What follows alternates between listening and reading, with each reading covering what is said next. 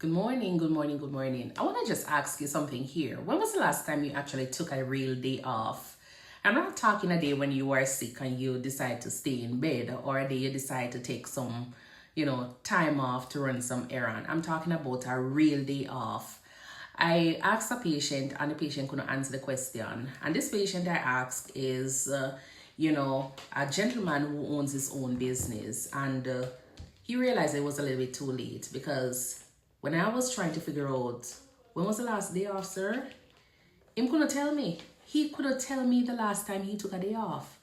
So this patient came into the emergency room at the time when I was working, and I'm not gonna call any name, for privacy's sake. So we're gonna say Mr. T. Mr. T came into the emergency room. He was diagnosed eventually with heart failure. He was about in his 60s, 70s, and he was there in his jacket and tie, walking in, complaining of shortness of breath and chest discomfort. He was on his phone at the time because, still had business to do. So he was on his phone, and while he was there, put on a little oxygen on him, and that was it. When you're a nurse and you've been doing something for a long time, you can read a person, not only their chart, you can read a person and you can tell what's going on. So his wife came in, his children, grandkids came in, and every time they came in, he was always on his phone. And for the wife, you could see that there was something a little bit different on her face. And it was like she wanted him to put down the phone. This was the time she wanted him to put down the phone, but this gentleman was just so absorbed into his phone.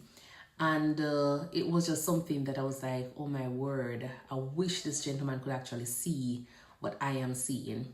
You understand? Over the few days that he was in the emergency room, because the hospital was overcrowded, so we never had any space to send him up to the medical floor. He had gotten sicker, and so the phone kind of stopped ringing because things had gotten so real. So the evening that I came in for the night shift, I went in and checked on him, and it was a little bit quiet. The wife had stepped out and the children had gone home, and it was just me alone with him. And we're just there having conversations, and he looked at me and he said, "Nurse, I remember that day. I remember that day." And I was like, "Huh?" And it was like, "Yeah." And then he said, "Nurse, did I do right by them?" I never really understand what he was talking about, but anyways, I was trying to understand what the conversation was going to be about. So, as a nurse, nobody really prepares you for certain conversations. You understand? You're trained as a nurse and you just know how to take care of patients, clinically. Nobody really trains you to answer certain questions when it comes on to, especially when you have a grown adult, talking to you about, his whole life, the business that he built, providing for his family, the sacrifices that he made. Nobody really trains you about, nobody really trains me how to talk to a gentleman in those last, few hours when he's talking about whether or not it was worth it. Nobody really tell me how to deal with them stuff there. So I asked him, tell me a little bit more about what you mean. Like, tell me a little bit more about what is going on. What do you mean when you say that, you did right by them? And he said that, I missed everything. He missed everything. His daughter's graduation, he missed the dinners, he missed Sundays, and he just kept on going on. When this deal closes, he was on to another one. The projects, it was the same thing. He'll do vacation, but the problem is that he was there. And now he was like shaking his head. He was shaking his head and just thinking that, probably it was just not worth it, because that's what it sounded like. He had regret. And that's what life is sometimes. Life is just so mixed up, because some days you're out there and you're living this big life, and then all of a sudden you realize that in the end you don't have anybody there for you. Nobody show up. You have a lot of regrets. And I want us to just kind of stop for a little bit and just look at how we're living. Oh, I want us to just kind of stop for a minute and just go ahead and subscribe to my page. Yeah, man, subscribe to my YouTube page at Keep Nursing. Turn that notification bell on. I know you probably have a long shift. I know you're probably, watching the video and you're thinking and you can relate, but I hope you're learning something from Mr. T here, because may I tell you, there's so many things that I learn on a daily basis, especially since I started House Call, where I'm going into the homes of these persons and they're so comfortable. Yes, a lot of stories I do here. So if you're a new nurse, or if you're an international nurse, or if you're just somebody who wants to talk about nursing, I do talk a lot about real life stories over here. And these are things that you won't hear or see in the textbooks. I would love for you to just go ahead and subscribe to my YouTube page and be a part of the family where I continue to talk about these kind of stories. All right. So after I was talking with him, the shift had ended, and I went in my car just like any other day, because that is where I feel like I decompress a lot of time, and the bathroom. And yes, when I sit in my car, I try to understand these patients and figure out whether or not I'm doing the same thing in my life. I put myself in their shoe, you understand? Because it's better to sit down now and think about it and try to change it now than have regrets later on. That's how I look at it. And I find that a lot of us as nurses, we do this. A lot of us, we sacrifice so much for our families, our patients, our friends, our jobs. And we keep on saying that when I am finished with this degree, when I get promoted, when I buy this house, when I pay off the car loan, the house loan, the mortgage, I'll rest. Then I will travel. Then I will spend time with the people that I love. But for me, what I realize in a lot of these stories that I hear, these patients experience, is that it has taught me that there is no perfect time out there.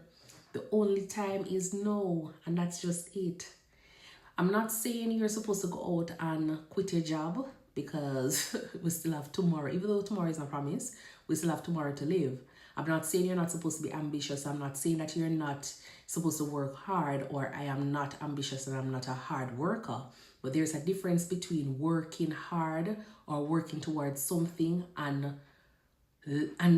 just living. One of them fill you up and one of them empty the entire life out of your body.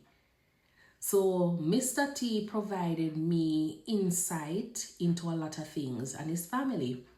You understand? Because he provided for his family financially.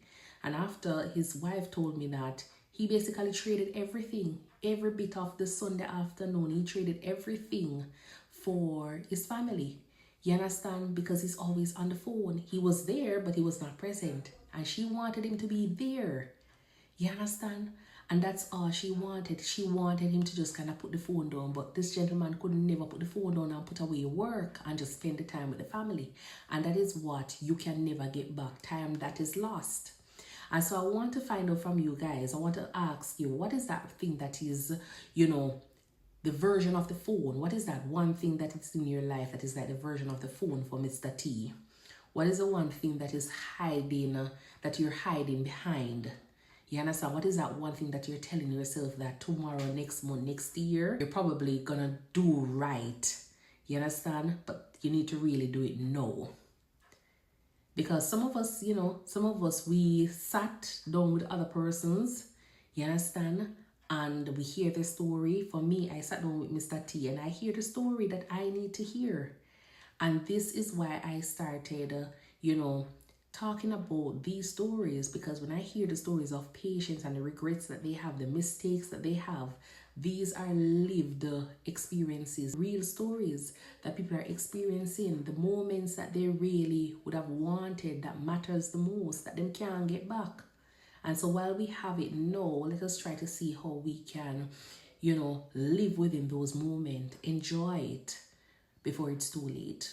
I do hope that this is something that you can relate to. If so, go ahead and give the video a thumbs up, a like, and a share. Remember to subscribe to the YouTube page here, I Think Nursing. Bring a friend or two over. And if you know any new nurse, an international nurse, and new grad, send them over to the page here. Because every week I'm going to talk a little bit more about nursing life, more real talk, more nursing content. Anything to help with motivating you, encouraging you, and just building you. I am going to share it here on my platform. So come back for more. And until then, I will see you. Bye.